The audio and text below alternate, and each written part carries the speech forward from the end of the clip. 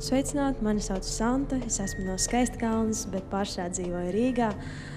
Vienmēr esmu darbojusies uz paša iniciatīvas, un es domāju, ka šī varētu būt ļoti laba iespēja, lai sev pierādītu. Tāpēc arī es domāju, ka man būtu jākļūst par zvaigzni, un es esmu viesmīle restorānā. Tas ir tas, ar ko es šobrīd nodarbojos. Man nav pilnīgi nekas sagatavots, tāpēc es varu improvizēt kaut ko. Ļoti labi. Labvakar, skatītāji. Mēs šodien tiekamies... Pagastā, kur tad palika tas? Nu, kā tu iepriekš nāc? Forši, nu jā.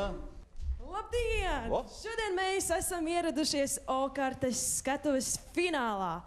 Bet pirms nāks uz skatuves mūsu finālisti, mēs mazliet padejosim. Jā. Un mēs mazliet padomāsim par dzīvi. Ritms jau ir.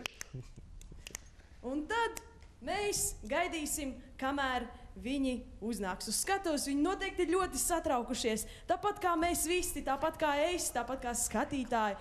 Bet viņi uznāks uz skatuves pirms, es gribēju teikt, pēc pauzes.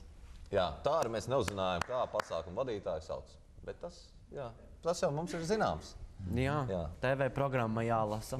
Jā. Nu, labi, Jāni.